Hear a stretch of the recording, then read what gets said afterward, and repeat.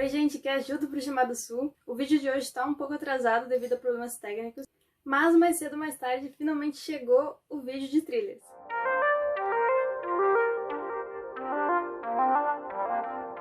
Eu passei fevereiro e início de março muito focada em ler thrillers, um projeto que eu chamei de Carna Thriller, e eu trouxe algumas opiniões agora para vocês de todos esses thrillers que eu li. Comecei o mês lendo uma autora que está muito famosa, que é a Lucy Foley, e eu já falei desses dois livros aqui no canal, então eu não vou me estender muito neles agora, que foram A Última Festa e A Lista de Convidados, que é o último lançamento da autora, que por enquanto está só no Clube Intrínsecos, e vocês vão ter que esperar um pouco mais para ele sair nas livrarias. Mas eu já falei o que eu achei mais profundamente desses dois livros e eu vou deixar aqui nos cards e na descrição o vídeo para vocês assistirem e verem todas as minhas opiniões e meu comparativo entre os dois livros. Mas eu já adianto para você que vai depois lá assistir esse vídeo que eu gostei mais de A Lista de Convidados e que eu não curti A Última Festa, mas eu vou dizer todos os motivos por que naquele vídeo. Agora a gente continua com um livro que eu não trouxe ainda pro canal e que tinha gente ansiosa para essa leitura.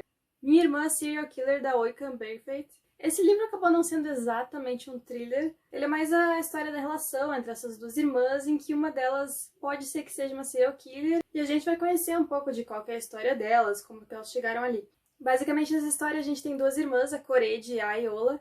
A Corede é a irmã mais responsável, a irmã mais velha, tudo mais, a pessoa mais tímida também, ela é enfermeira, e ela tá sempre cuidando da casa, cuidando de tudo. A Ayola é aquela pessoa que é um pouco mais jovem, displicente, sei lá. E ela também é muito bonita. Toda vez que ela entra num lugar, todo mundo presta muita atenção nela. É uma pessoa que chama mais atenção do que a Corede. E a Corede tem um pouco de ciúmes da Ayola. Só que a Ayola fica matando os namorados dela e chamando a Corede pra ajudar a limpar. Esse livro não é o que eu esperava que ele fosse. Eu achava que ia ser uma história diferente. Mas eu curti.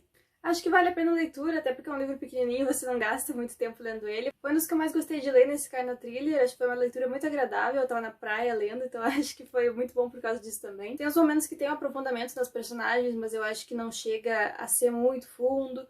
Então tem alguns defeitos, mas também é um livro bastante curto, então eu não acho muito ruim que não tenha ido tão fundo nas personagens, porque faz sentido com o tamanho. Enfim, eu acho uma leitura agradável e uma leitura diferente também, que se você quer sair um pouco aí das leituras de América e Europa, você pode ler uma autora nigeriana. Eu não tinha como fazer um mês de thriller sem ler Stephen King, né? Então eu li Achados e Perdidos, que é a continuação de Mr. Mercedes. Eles são Mr. Mercedes, Achados e Perdidos e, por último, O Último Turno.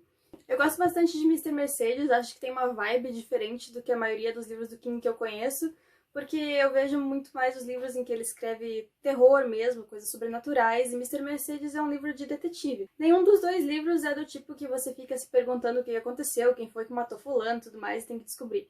Ambos são uma história de gato e rato, com o detetive Bill Hodges tentando perseguir um inimigo. Eu achei Achados e Perdidos um pouco mais lento do que eu gostaria, apesar de eu gostar muito do Stephen King justamente por ele ser um autor que leva o seu tempo para construir a história. Mas eu fiquei um pouquinho entediada nesse de Achados Perdidos, porque eu achei que demorou pra história engrenar realmente. E eu também senti falta do vilão de Mr. Mercedes, que, se vocês não sabem, o vilão de Mr. Mercedes faz um retorno em O Último Turno. É só Achados e Perdidos que é sobre outro vilão. Porém, o Mr. Mercedes aparece em alguns momentos aqui do Achados e Perdidos, e foram as minhas partes favoritas, porque eu tô muito nervosa com o que vai acontecer depois. E as coisas começaram a ficar muito bizarras, começou a ter uma veia sobrenatural onde não tinha, porque Stephen King é isso, né? Ele precisa tentar meter um sobrenatural. Então eu tô bem animada pro próximo livro, embora eu tenha achado um pouquinho chato, porque eu acho que o terceiro livro vai ser mais na vibe de Mr. Mercedes. Mas se você quer ler só um desses livros, você pode sim ler Mr. Mercedes sozinho, sem precisar ler toda a trilogia. Ele tem um final dele mesmo e é um livro bem legal. Mas uma coisa que eu quero comentar sobre Achados e Perdidos especificamente é que o vilão é uma pessoa obcecada por literatura, por um autor específico, que é um autor que tinha esse personagem que ele gostava muito, com quem ele se identificava, e o autor deu um rumo para a vida do personagem que o leitor não gostou. E aí esse cara fica muito bravo com isso, invade a casa do autor para tentar roubar os manuscritos do próximo livro que ele nunca lançou. Aí o personagem acaba matando o autor nesse momento do assalto, e ele rouba os manuscritos do livro que ele nunca publicou, só que ele não consegue ler porque ele vai preso logo em seguida. E aí ele vai passar muitos anos na cadeia, louco de vontade de sair de lá só pra ler esse livro. E eu achei isso muito interessante porque eu já vi isso em outra história do King esse ano. Em Misery, que foi um dos meus livros favoritados já desse ano. Eu adoro Misery. Foi um livro que ao mesmo tempo me deixou muito tensa e com muita vontade de voltar a escrever, o que eu não consegui fazer ainda. E eu achei interessante por o Stephen King trazer esse tema do escritor duas vezes, embora de maneiras diferentes, mas em ambos a gente tem um escritor e o seu fã número 1 que é extremamente obcecado por ele de maneira doentia. Mas é óbvio que eu prefiro Misery, né, gente? Você que quer conhecer o trabalho do King, mas que não quer entrar num mundo sobrenatural, não quer muita loucura, eu recomendo Misery. Se você não tiver problema em levar um spoiler do final do Iluminado, porque tem spoiler aqui, porque ele fala exatamente o que acontece no final do Iluminado. Mas esse é um livro de suspense muito bom, é um livro muito claustrofóbico, é um livro que eu amo e eu recomendo ele pra todo mundo. O próximo livro que eu li foi Uma Mulher no Escuro, do Rafael Montes, isso temos autor brasileiro aqui no meio. É um autor que eu tinha muita curiosidade de ler, eu acho que eu já vi ele inclusive numa feira do livro, mas eu não tinha conhecido ainda o trabalho dele, então eu não entendi nada. E agora então tive a oportunidade de conhecer o trabalho dele. Uma Mulher no Escuro é um livro muito psicológico, a gente está acompanhando essa personagem, a Victoria, que sofreu um trauma muito grande na infância, quando os pais dela foram assassinados e só ela sobreviveu. E foi um assassinato meio bizarro, quando vocês lerem vocês vão entender melhor o que eu tô falando. Mas a partir disso ela não consegue mais confiar em ninguém, ela tem uma vida muito difícil, ela tem dificuldade de se relacionar, ela só conversa basicamente com um amigo que ela fez online e com quem ela não tem conversas profundas, eles são amigos muito superficiais, e com o psicólogo dela, e com mais um outro personagem que vai aparecer aí. Só que, certa noite, ela chega em casa e tem uma pichação na parede remetendo ao assassinato dos pais dela, que também envolve uma coisa com tinta, e ela fica com medo, então, de que esse assassino vai voltar pra pegar ela ou fazer alguma coisa com ela. E aí, uma coisa que eu gostei muito do livro é que a gente fica muito na dúvida de qual dos três personagens que eu falei pode ser o assassino, porque todos eles agem de maneira um pouco estranha, todos eles parecem estar muito próximos dela e parecem querer um pouco que controlar algumas coisas, então todos são suspeitos e você não sabe direito quem que é. Eu vou dizer pra vocês que parte do meu palpite inicial estava correto, mas a outra parte eu só comecei a desconfiar muito mais no fim, assim, e eu gostei do final da história. Por mais que não estivesse totalmente fora do que eu tava pensando, eu gostei bastante da escolha do autor, achei que foi muito bom.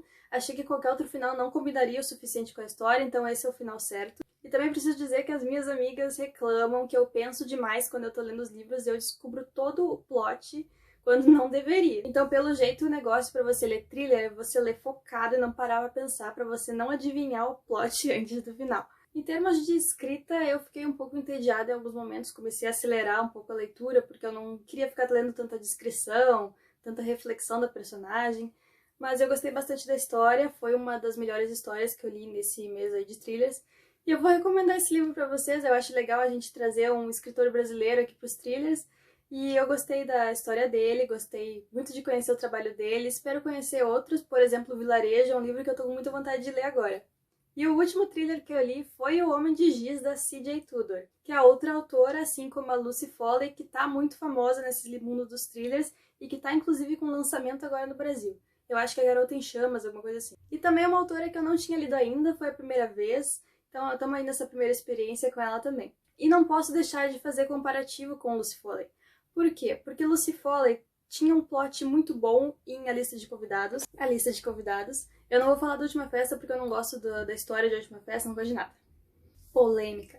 Mas em A Lista de Convidados eu gosto muito da história e eu já comentei naquele vídeo que tá nos cards, tá na descrição pra vocês verem depois, mais detalhadamente, que eu não gosto da maneira como ela desenvolve os personagens, eu não gosto da maneira como ela entra na cabeça deles, eu acho que todos parecem muito iguais. Mas é uma história que eu achei muito legal e por isso que eu recomendo esse livro. Eu acho que é um thriller legal. Eu acho que o suspense é divertido, de você não saber direito o que está acontecendo. E parece um jogo de detetive, que é uma coisa que eu adorava jogar. Enquanto isso, O Homem de Giz tem uma história que até certo ponto eu estava muito animada com ela. Estava tendo muito suspense, muita tensão.